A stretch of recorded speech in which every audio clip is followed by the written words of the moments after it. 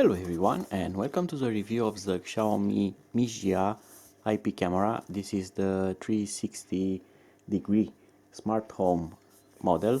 It is its full name. This is an HD camera. It's not full HD, but it does 720p resolution. So let's see what we get in the box. Of course, here is the camera, and there should be something else at the bottom of the box. Let's see if we can take that out somehow. Oh yes, it has a small tab there, which should allow us to pull this up, and yes, it kind of works. And inside we have the power adapter, a micro USB cable probably. Let's take a closer look at the cable. Yes, it's USB on one side, and on the other side it's a micro USB cable, so nothing fancy.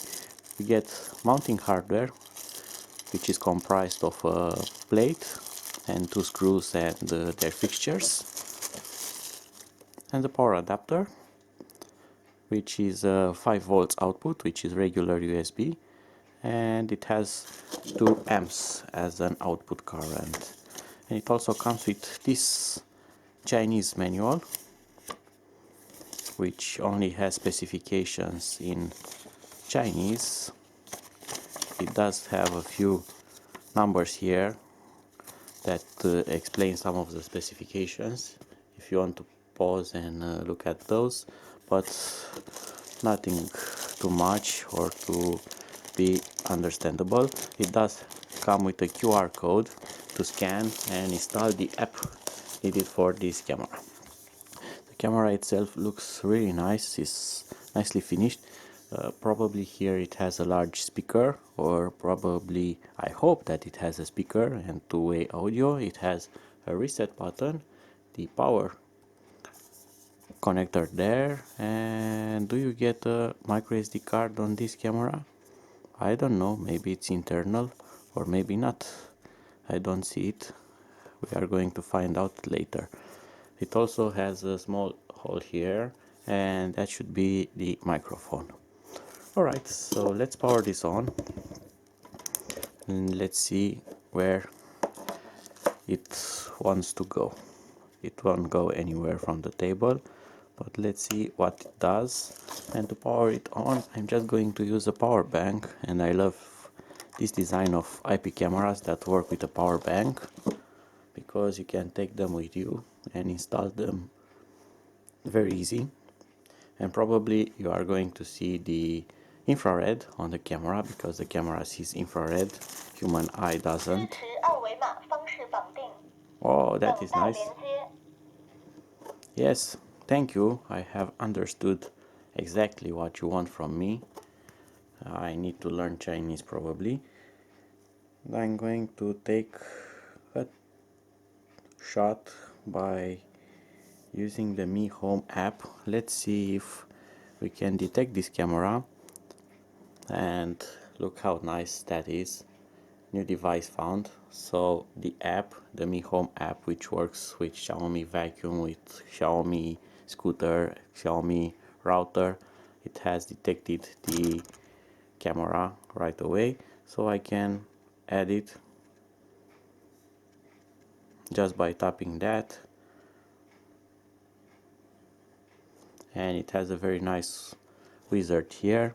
And now I'm going to follow the instruction here, and it says that after I plug in the camera, I need to press the reset button for 3 seconds and wait for the voice prompt. The voice prompt was earlier, so I'm going to press this button here, and I'm going to press next. And now I need to enter the settings of my wireless, and I'm going to click on next. And now I need to scan the camera QR code, and there's no code here. I'm going to try this. 码扫描成功，连接中，请稍后。 That was very smart, and that was scanned successfully in Chinese. And what that magic 无线网络连接成功， was 账 actually 号 the 绑定成功，您可以开始使用了。 Can you shut up, please? I'm trying to talk here. The app has translated my wireless settings into a QR code, and that QR code was scanned by the camera, and that way the camera has copied the wireless settings of my password and network ID into its own network adapter inside, and now it has connected directly to my wireless network, and now it's a part of my network. In the app now I'm going to select where the camera is installed. That's an optional step. I'm going to select living room and I'm going to click on done. And if I go to living room here, I have the camera, and if I click on it, it should open the video. And what do you know, we have a firmware update, and I'm going to download it. Hopefully this will not crash the camera on review. I'm just going to be patient and wait for it to finish. And some minutes later the update was successful, and now I can click OK. And let's see, me home. Okay, I agree.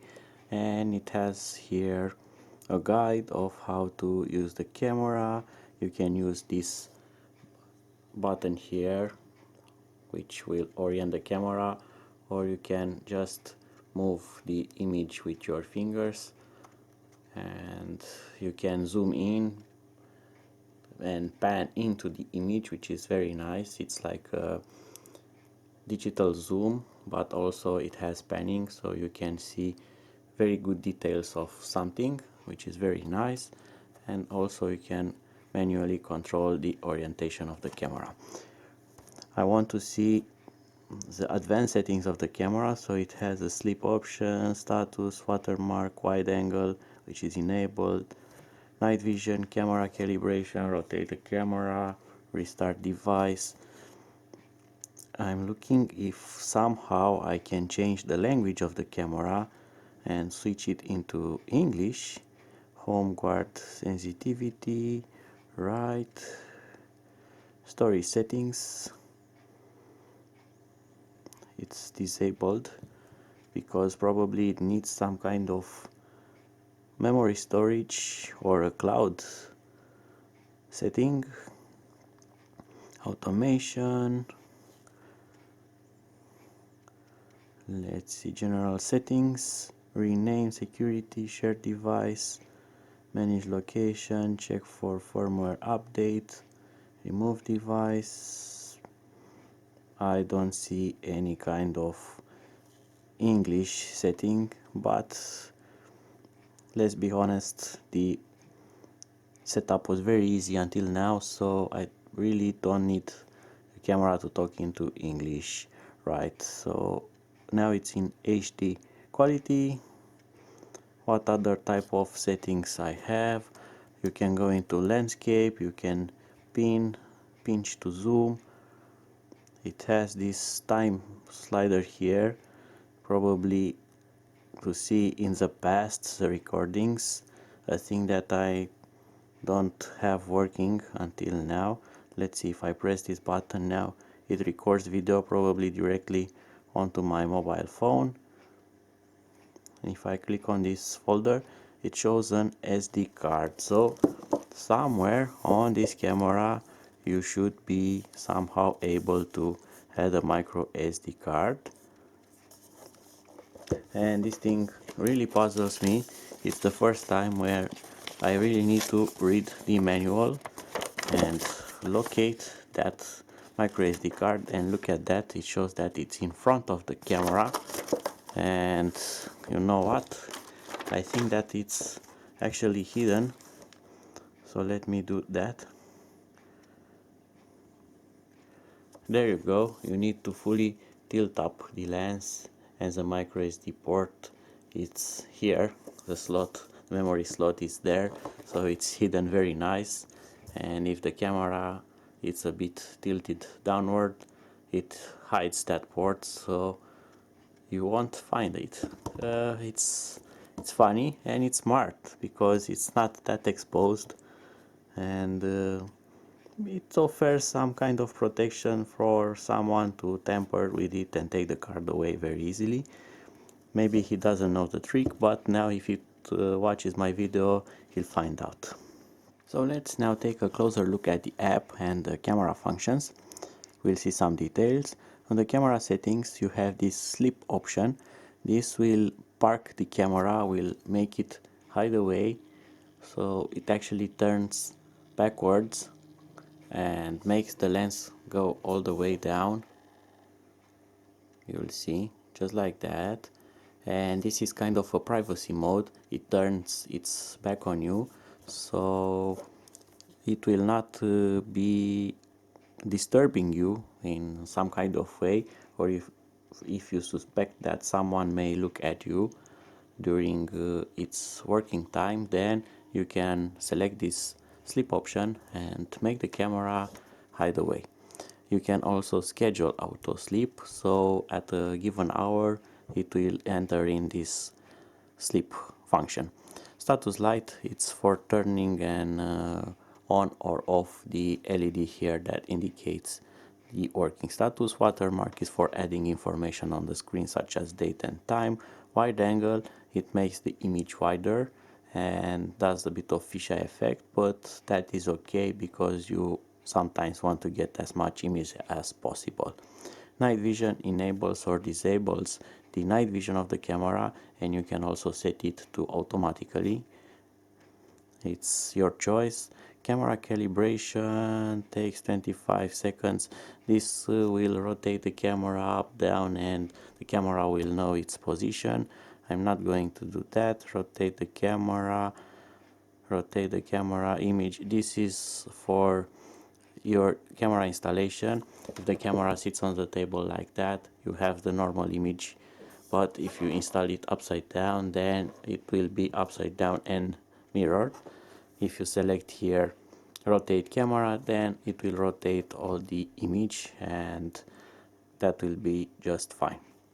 Restart the device, it's obvious. Let's see the other options. Detection settings. Of course, the camera has motion detection, and you can set its sensitivity here, high and low. You can set an alarm interval. You can set instant alerts in WeChat if you use that app. Storage settings, it's for micro SD card or things like that, but I don't have the card inserted. Further on automation, this is a very interesting thing.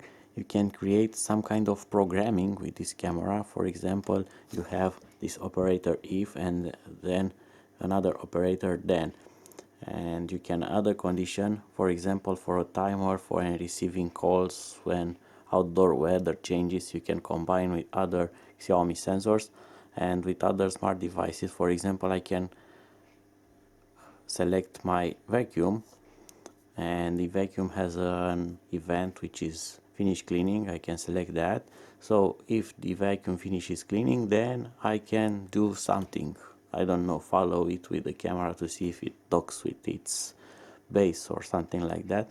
So you can create some interesting programming here, and of course you can schedule all of that.